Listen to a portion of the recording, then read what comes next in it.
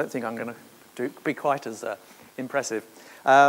Moving on from snails, which are clearly very exciting. I'm a conchologist myself. To beetles, which are, to me, even more interesting than snails. What I want to do, again, following that sort of pattern, is look at what can we learn about vegetation structure in the past from looking at subfossil remains, beetles in this case. So it's still palaeoecology we're talking about, but I'm talking particularly about the beetles that like decaying wood, that live in decaying wood, dependent on decaying wood, which we call the saproxylic habitat. And this is of interest to me. I'm not a palaeoecologist, I'm not a paleoentomologist. I work with modern living animals. And it is out of, similar to what Mike was saying, it's out of frustration with the paleo people getting things so obviously wrong to someone who works in a real landscape that I've had to look at where they've been going wrong. I've been looking at their data, thinking, why are they interpreting this obvious open landscape as closed landscape when you're dealing with beetles that today live in open landscapes? So we've got this very same beetles surviving in modern Europe in very special sites. And I put this picture up because this is one of the places that I've been most inspired by for its decaying wood invertebrates, the beetles. This is a wood pasture site in Transylvania. It's a huge open landscape, but with trees, rather like Mike's been talking about, I suspect. It's a mosaic, although I've now got to call it a kaleidoscope landscape, I suppose, with all sorts of other things going on. But it's this structure, to me, as someone who works with living beetles, it's this structure which gives me all the richness of the same species that are being found in people's pollen diagrams from the dated deposits in peat deposits. So it didn't really work for me, the information I was being given. I was being fed. Again, I spent a lot of time at university, and subsequent to that, having been brainwashed that it was all closed canopy woodland, therefore the woodlands are the most interesting habitat, aren't they? And it took a long time for the penny to drop. And of course, it does have huge implications for the future. If these species are benefiting from a cultural landscape, that's good, isn't it? Why would we want to change it? But we could also think about rewilding like we are here. So there's a lot going on, a lot to sort of think about.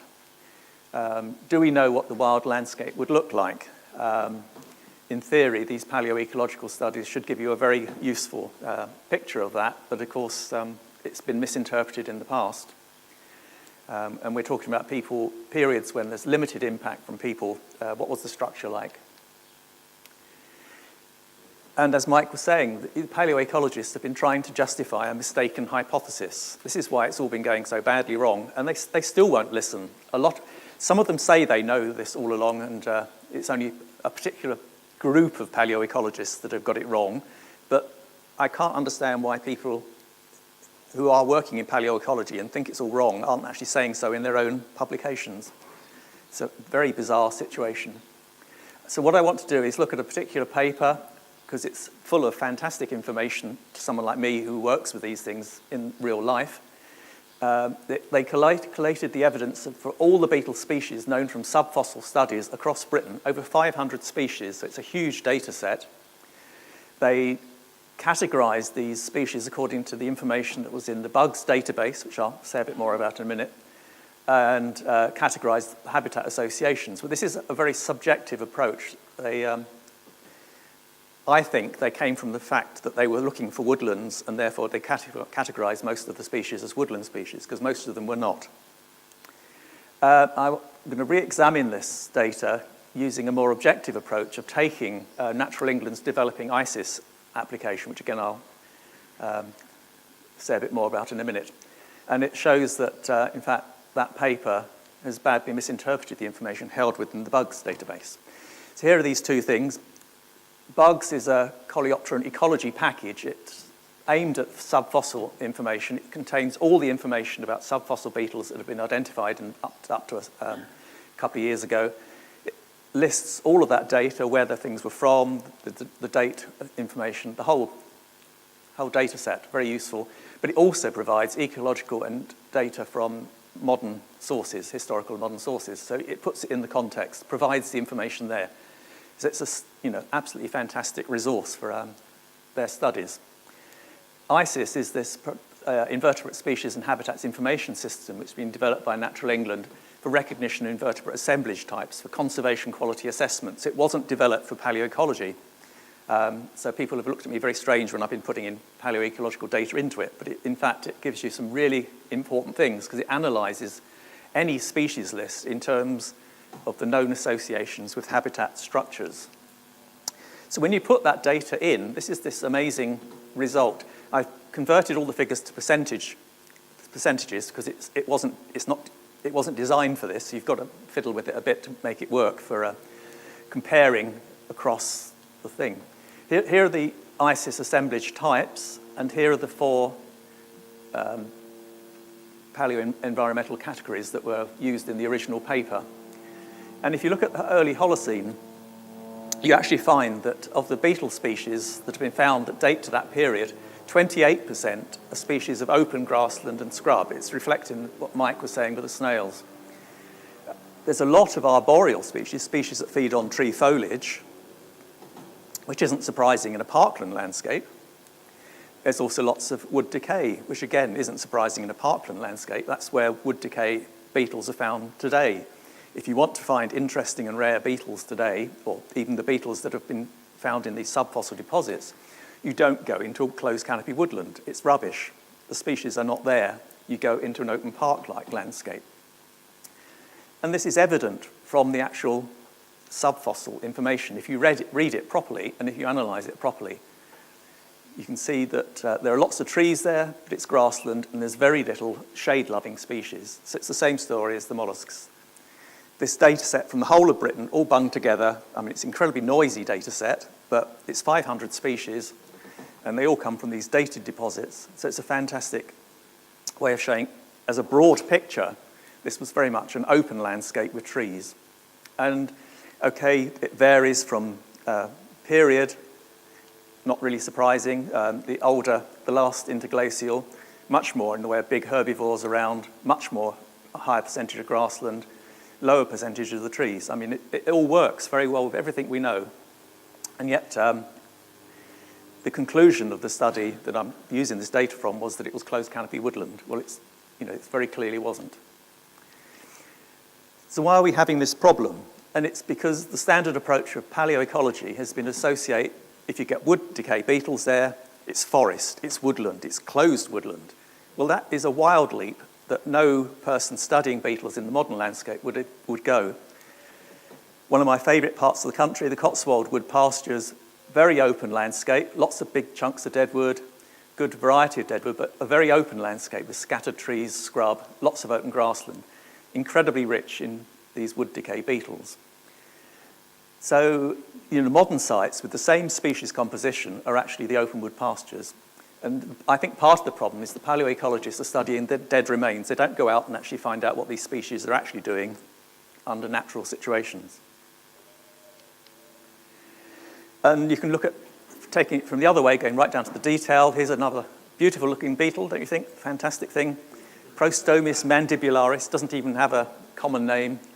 It's said to be the commonest beetle in subfossil assemblages in Britain. It's now extinct.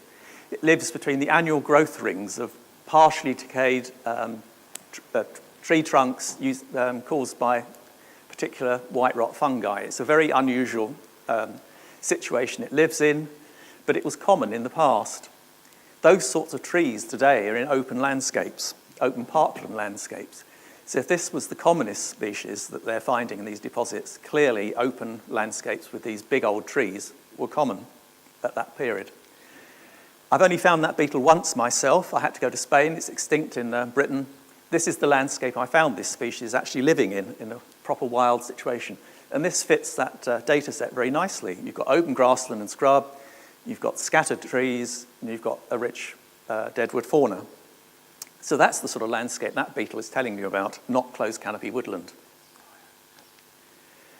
And it's another species. I put this one in because it's one of the things that lives in Windsor Forest these days, so keep Ted happy by mentioning Windsor. The subfossil remains of this have been found at Thorn Moor. a long way from Windsor. It likes large volumes of moist, brown, rotten heartwood in ancient open-grown oaks at Windsor, although the Thornmoor ones came from pines. You've got these two light-demanding trees, and this species requires them to grow huge, the way they don't grow when they're in closed canopy conditions. So this beetle is saying there was a landscape of large open-grown trees linking Windsor and Thornmoors in the past. Thornmoors is up in Yorkshire. So for this beetle to have colonised Thornmoor in this current interglacial, there needed to have been a landscape of large open-grown trees right between the two. It can't get across a barrier of closed woodland. So here's two beetles right down to the opposite extreme from my gross 500 species approach, right down to single species, telling you exactly the same story. This is the typical habitat today of this weevil, this unpronounceable Dryophthorus corticalis. It wants big old oaks in a landscape of big old oaks, lots of old trees, lots of decaying wood, certainly not closed woodland. The closed woodland hypothesis is just nonsense when you look at the beetle information properly. And it's already been said today about the fact that oak is a light-demanding tree. You need lots of space to get a large old tree to survive. Along comes secondary woodland and it kills it. You don't get big old oak trees in closed canopy oak woodland. It's just ecologically, biologically impossible. The only way it happens is where you get a succession like this, where the open-grown tree has been enveloped in secondary woodland. And what happens? They overtop it and it dies. So there's no way that none of those beetles would have survived these conditions. Again, you go to places like Romania, you can see these sort of processes in action in a much better way than you can in our country. But there are examples you can get easily enough. And of course, the palaeoecologists like to talk about the impact of forest clearance and how man came in and with its axes and felled these vast forests. So you might expect the fauna in the past to be totally different in composition. But in fact, when you look at these subfossil things, there's only 18 species that are now extinct in Britain. It's only 2.6 of the native fauna. It's a very tiny percentage of our species that become extinct with all this activity of people. And to me, this is telling me that parts of the modern cultural landscape are not very different in structure, in gross structure, as far as these species are concerned. And as we've just heard, the early people weren't daft. They colonised the already open landscapes. They didn't go around, oh, there's a nice thicket, let's go in with my axe and create open ground. Let's ignore the open ground behind, I mean, were people stupid? So really, palaeoecology has got the potential to provide incredibly useful data, but what we've got to do is interpret it properly. And there's been persistent misinterpretation in terms of vegetation structure. And I think palaeoecology has become a distraction, not a resource. I've been distracted from my real work of going out and working with real active live beetles in the countryside, and I've had to waste time reworking palaeoecology data for them because they don't understand what they're doing. The rich biodiversity of the Holocene forests was associated with open wood pasture type conditions. The beetles scream it very loud, and you just need to listen. And the ISIS analysis, this tool produced by Natural England, show it very nicely, so it's really good. And so, if the past is going to be used as a guide for modern conservation, then the objective should be an open wood pasture structure.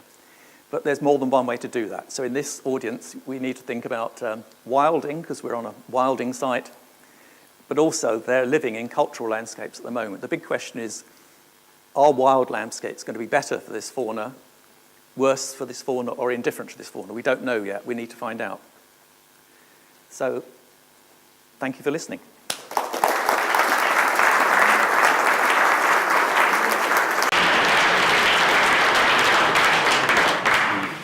Let's have questions for both speakers, both and I. Hi, Jim. Yeah, I'm the author of that last study. I'm not sure you've been entirely fair how we described the paper. Our main conclusion was that we found more gum-associated beetles in the last interglacial compared to the Holocene, and correspondingly we found more tree-associated beetles in the early Holocene compared to the last interglacial. Now, we attempted to categorise the different habitat types, much as Michael was doing beforehand with snails. And what we actually said, we found sites that could be characterised based on modern beetle assemblages. Now, that's fraught with difficulty, and I totally appreciate that. But we found, comparing that last interglacial with early Holocene, we found more park-like landscape characteristics for 50% of the early Holocene, of the last interglacial, compared to more closed-like canopy forest. So half and half for the last interglacial. And then for the early Holocene, I think it was something in the region of 70-30, but with more variation with the sensitivity analysis that we did. So it wasn't my intention. And the other thing we should add is we looked at the sites rather than the lumping them all together. So we also concluded that there's clearly open landscapes in there. There's beetles associated with open landscapes. All we were highlighting was that in the last interglacial, with a completely intact megafauna and no human Homo sapiens in the landscape, compared to the early Holocene, where there's post-megafauna extinction and Homo sapiens in the landscape, we found that difference, i.e. more trees in one compared to the less. That does not mean we think it's wall-to-wall forest, and I don't think we said that. And we had the graphs out there that characterise that. So I just feel like it's a little unfair just to say that's what we concluded when I don't think we did. And I think from what Franz was saying earlier, sorry, just I just want to finish off, is that Franz, I think, would agree that if there's fewer herbivores in the landscape, we might expect less capability of that herbivore assemblage to create that more powerful landscape.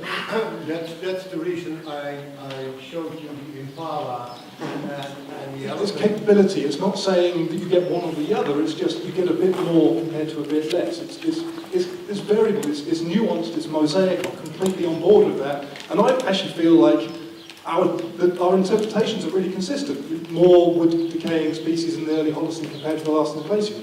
More open areas in the last interglacial compared to the early Holocene. I think it really is very powerful evidence for both studies done differently that support the thing. I agree that trying to characterise that is difficult, and I think our biggest mistake, and I wasn't aware of it at the time, was using the term closed forest to characterise some of the landscape. We're just saying some of the canopy more close than others, comparing it to... I mean, that's precisely what I'm reacting against, is the description in the abstract. The bit that most people only read, they don't read all the detail. Yes, you're right, your detail had lots of the information I'm saying, but it was where the bit that people read was very misleading in talking about closed forest. I don't know, I'm badly misinterpreting. I feel like that's probably misleading as well. Next. In a former life, I worked in the oil industry for 30 years as a micropaleontologist, and I used to work with foraminifera and ostracods. That's the equivalent of your beetles and your snails, heavier fossils, and I used to work alongside palynologists. And so I have first-hand knowledge of some of the problems with Palaeoecology analysis, and there are clear parallels here. That's because palynologists are generally looking at thanatocynosis instead of biocynosis, a dead assemblage rather than a live assemblage, because everything is winnowed. Because everything is so light, if it's marine, it's winnowed out by current action. If it's land-based, it's winnowed out by the wind. So what you're seeing, if you only count 300 grains, is a very, very distorted picture. Because if you were to get, or wanted to get, an accurate signature from a palynological analysis of what your environment is, you need no wind. And you need 1,000 years of no wind. And we don't get that. And that's the fundamental problem, is the fact that palynological data is great for age dating, and it's great for looking at diversity of species, but it's never going to give you an accurate assessment of grass pollen versus heavier pollen from trees. Can I just say that one of the advantages of palaeoecology is not just using the pollen analysis or the land snail analysis or the insect analysis, but where we can using more than one proxy information and sticking them together, because then you can fight between each other about the potential contradictions and move on. And I do take my hat off to the paleoentomologists, because they actually are, many people are actually studying modern insect faunas in modern landscapes. Us snail people are very slow and very old, and we have to go back to papers written in 1936 by Boycott, and so the only way I can move my analysis on is to do the blooming ecology myself, which is ironic, getting an amateur ecologist, me, doing ecology on snails to try and move the paleointerpretation on. It should be done by the professionals, you, publishing it in the Journal of Conchology, and then me taking that as a second case, and then we can move on in interpretational ways. Yeah. I just want to add to Keith's pictures of Romania. When we were there, the EU were paying to have the scrub removed. So the pictures just showed you a very, if you like, parkland landscape, but in actual fact, thousands and thousands of thorn and other things had been removed by the EU because people don't believe in scrub. Can I just say that one thing that we do find in the archaeological record is there is a clearance phase. We can see it in the pollen record, we can see it in the archaeological record. In the land snail record, there is a phase where we're getting a change from a more woodland-dominated flora or fauna to a more open country one. And that has been interpreted as the removal of this ancient, dark, hobbit-infested woodland forest to one of more open, passive landscapes. I now wonder whether that is not that, but it actually is the development of the introduction of more herbivores, the permanent introduction of more herbivores and herds of animals being brought in and managed carefully in a landscape, and therefore changing the biodiversity in the already open parkland. And that's increasing the amount of open country snails and smaller grassland snails, is increasing the diversity of the pollen and reducing that, and we're misinterpreting that as felling of trees when it's actually the introduction and the management of animals. But this is something like this conference and the people here have actually helped engendered us to go and talk about archaeologically.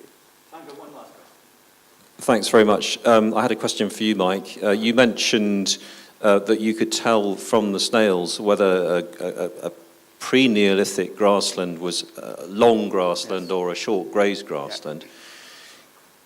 Can you look at those snails now and actually put them into the specific grassland type that we have, or are we taking it too far? Well, one thing that our snails have is they look at vegetation structure. We don't have any speciation in there of the species that existed there, although I think I can tell the difference between a deciduous woodland and a coniferous woodland because of the leaf litter presence. Now, I think you're going one step too far. I would love to be able to do that. And I think that potentially that exists, but again, it needs the good modern ecological study to do it. That interpretation of the long and short grassland was done entirely through good ecologists looking at snails in long grassland and short grassland and trampled grassland and doing that. And that was a groundbreaking study done in the 1970s, and us archaeologists have latched onto it because it's just what we want to see. If we had more of those studies, we might actually be able to see that, and then we can start mapping things, diversity, because I'm not interested in just time depth. I want to look at spatial diversity and mapping things, which is what I've attempted to do in the Stonehenge landscape. Got it wrong, but and if you go to Stonehenge, there's an 8-metre long video of how the Stonehenge landscape developed. English Heritage got very, very upset when I took most of the trees out of it, and I want to go back to them and say, can I take more out? Thank you very much.